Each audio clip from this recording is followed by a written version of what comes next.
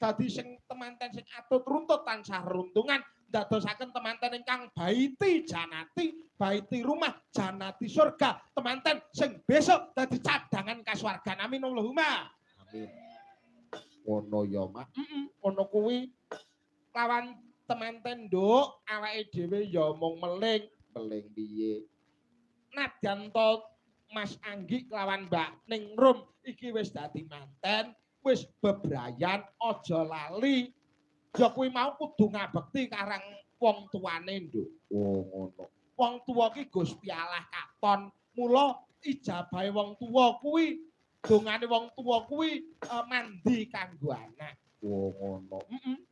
Awake dhewe ndonga, Nduk, muga-muga Bapak Sakat kelan Ibu Sumiyem sekeluarga sak bibare mantu tansah pinaringan karahayon, paribasanipun cukup ngarep turah mburi, berkah barokah ngantos lami-laminipun syukur iso turah, nek turah kena nggo tuku lemah, syukur iso ngegebyah kanggo sangu ana tanah suci Mekah dadi haji kelawan hajah. Alhamdulillah. Luar biasa. Arang nganggo banget lho, Nduk. Taun 2020 kok ana wong ya kuwi mau gelem nanggap wayang kuwi arang nganggo banget. Pramila awake dhewe ngaturake genging panuwun dhumateng panjenenganipun Bapak Sakat. Ya kuwi mau wis gelem nglestarekake budaya bareng-bareng membangun jati diri bangsa. Tepuk tangan buat Pak Sakat. Luar biasa. Arang nganggo banget lho, Nduk. Wong sing gelem nanggap wayang wong mantu pisan. Ngono. Lah ragate akeh. Sapa sing ngomong tak tapukane? Janji gelem nang Kaliwowo ngarepe Pak Soni kae mlebu dolan ning omahku pira wae tak nyangi, Nduk. Oh, ngono. Tenan, aku karo warga masyarakat Bulak ki ora ya kuwi mau ora ngajak apa-apa. Aku mung ngajak paseduluran. Mergo kanggoku aku dulur karo duit, nek kanggoku tetep abot. Bener. Malah bener. Matur nuwun lumantaran Mas Darto awake dhewe lakon sowan ana kene. Oh, ngono. Wis to, pokok janji pasrah Mas Darto ngono wis iso murah. Kok iso? Wah, ngenyange kaya ngenyang brambang, Nduk.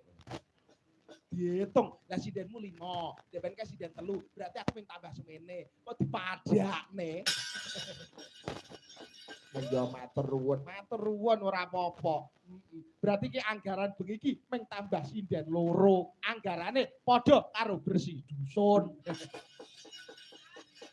Aku tobat musuh wong siji kuwi ya. Nek yo ora apa-apa. Ora apa-apa, Nduk, wong aku ikhlas kok ya ikhlas. Ikhlas lahir batin. Apa nek karo panjenenganipun Bapak Sakat lan Ibu Sumiyem ikhlas nganggo banget. Oh, ngono.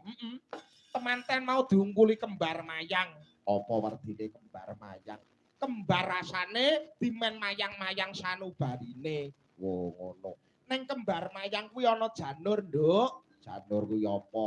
Janur kuwi janma, nur kuwi cahya. Dadi temanten mau diungkuli kembar mayang ing pangajab iso cumlorot cahyane mblerengi wong sak jagat raya. Weh, ngono. Ana gambare godhong andong. Apa werdine andong? Andonga supaya oleh berkah barokah karo Gusti sing gawe urip. Oh, ngono. Ana gambare manuk.